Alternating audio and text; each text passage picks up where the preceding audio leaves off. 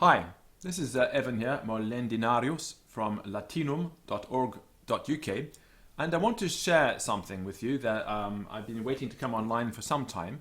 This is a book by Elisha Cole called Nolens, Volens. And here we have it, Nolens, Volens.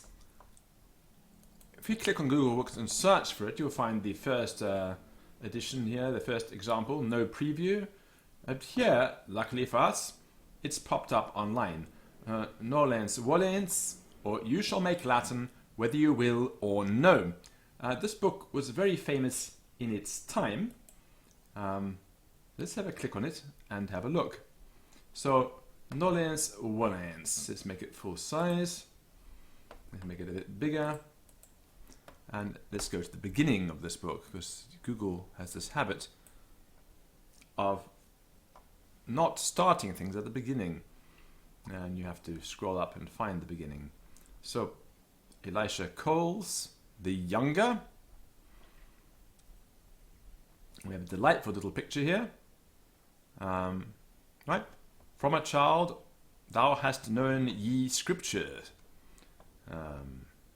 Printed by T. Bassett and H. Brome, 1677. If to the tongue of tongues thou hast a mind, if to the best of books thou art inclined, make this thy way, which pleasant is and plain, affects the eye and heart, instructs the brain. And that's from Elisha Cole's. So we have a little boy with his little cravat and his book and his pen. And I presume that's a pen knife, and here is his quill. Nolens Volens, or You Shall Make Latin Whether You Will or No, containing the plainest directions that have yet been given on that subject, together with the Youth's Visible Bible, being an alphabetical collection from the whole Bible of such general heads as were judged most capable of hieroglyphics, illustrated with great variety in 24 copper plates, with the rude translation opposite. That means rough, by the way. It's not going to be that much fun. For the exercise of those that begin to make Latin, 3rd edition. Therefore it is not amiss, if one seeing by trial an easier and readier way than the common sort of teachers do, would say what he hath proved, and for the commodity allowed, that others not knowing the same might by experience prove the like. London, printed by J.R. for T. Bassett and J. Brome in 1682, so a good year ago or two. And let's look at the introduction. This is a very useful little book, and I've half a mind to make a recording of it because it's entertaining. And there aren't that many Latin textbooks, quite frankly, which fall into that category. To the reader. Let's make this a bit larger. No, it doesn't go that big. No, it's as big as we go. We got one more? Yes. To the reader. I do not intend by this method of mine to exclude any other, much less the use of the royal grammar. I remember at this time there was a official recognized textbook in England for studying Latin. For who that is sworn and licensed can dispense with his conscience in this particular? Well, he's not going to offend the king and his royal printer, is he? But in conjunction therewith I lend my helping hand, to make the way as plain as possible I can. The principle I go upon is that most rational one of synkrisis, that is, comparing of one language with another, and I call it rational, because it is most natural. For we see by experience that children will take this way, whether they are influenced in it or no, and those of us that speak Latin never so well, do first translate our thoughts within ourselves, and then pronounce them, and that in such a measure of fluentness as is proportionable to our practice. In reason, therefore, and in order unto that translation mental, I think we should begin with this which is, as one says, atramental. Or with pen and ink, because of course the Latin atramentum is ink.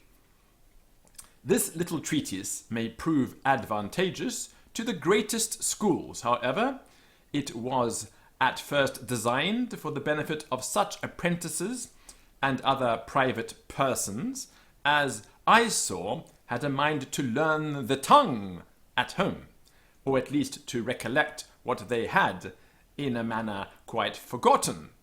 And my own experience assures me that it will not fail our expectation.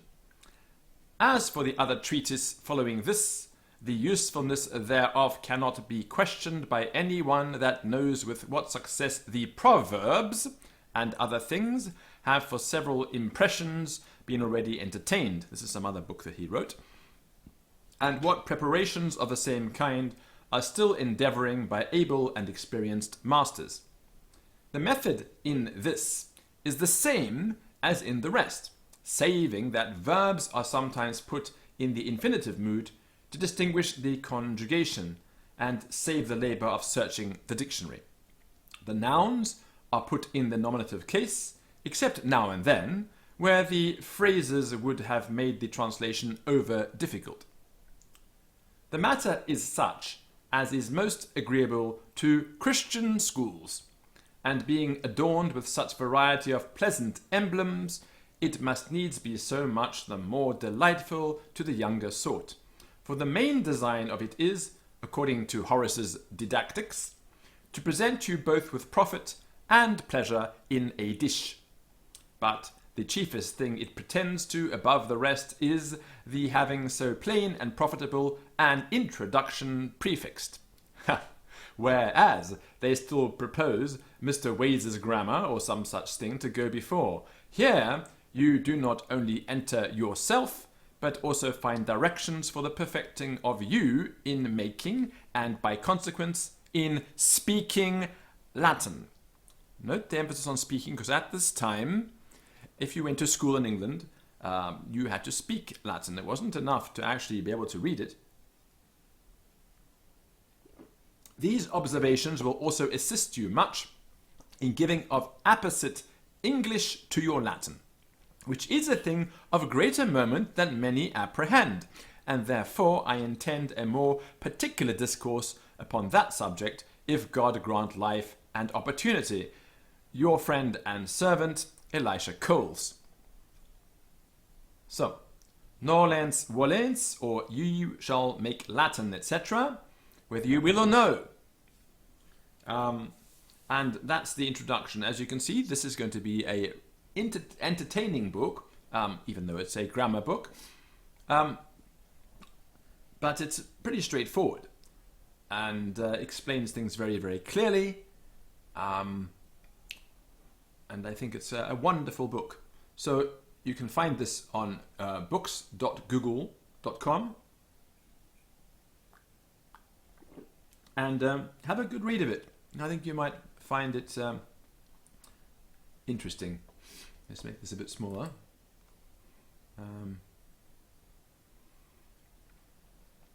And he's sort of going through here telling what verbs are, participles, and numbers, and nouns, verbs, singular, plural, right?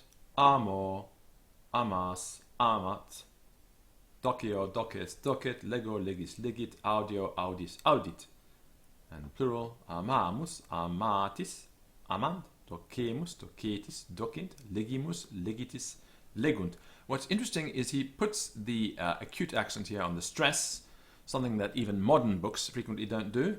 The ones that don't provide macrons, often they don't even provide the stress. So if they do provide macrons, they don't provide the stress.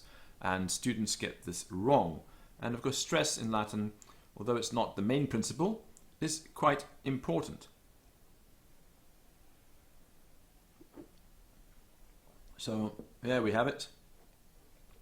I swim, thou swimmst, he swims. What swims? Who swim? Fishes swim.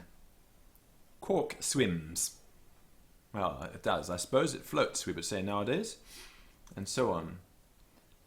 I wash, thou washest, he washes. Who washes? Water washes. Laundresses wash. Who wash? We wash, ye wash, they wash, and so on. The English is quite interesting, so if you learn this book, you end up speaking like a 17th century gentleman. And so on. And yeah, it's a very solid book, heavy on the grammar. So, I am a man, thou art a mouse, he is a bee. Who is a bee? A scholar is a bee.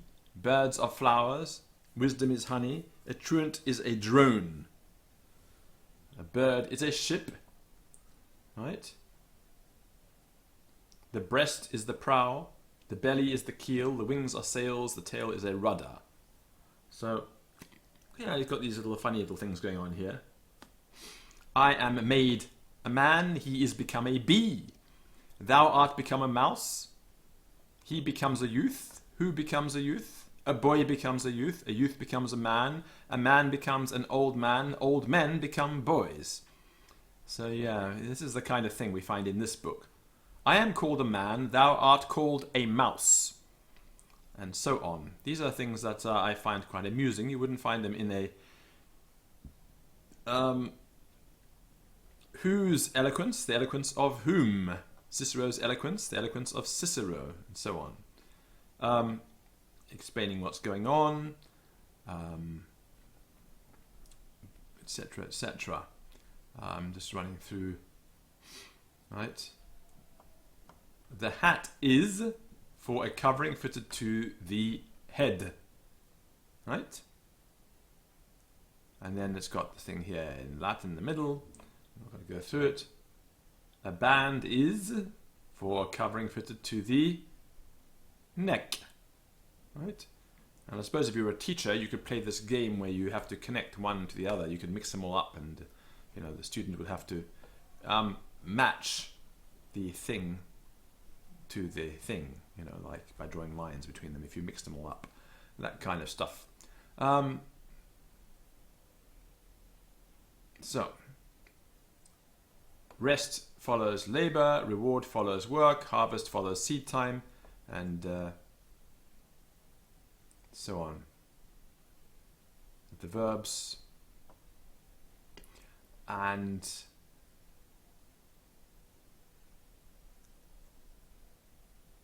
oops, someone's had a bit of fun there. So that's our book.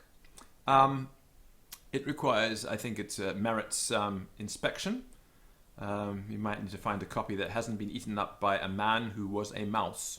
So this is Elisha Cole's Ye Shall Make Latin. Just shut your eyes a bit. I'm going to scroll up very quickly. Here we are. You shall make Latin whether you will or no. Nolens, Volens, published in this edition 1682 by Elisha Cole. Right. That's that. I hope you enjoyed that, and if you have some time, I encourage you to go and have a look at this little gem of a Latin textbook, just for the sheer pleasure, even though you may never use it after you look at it once. Bye.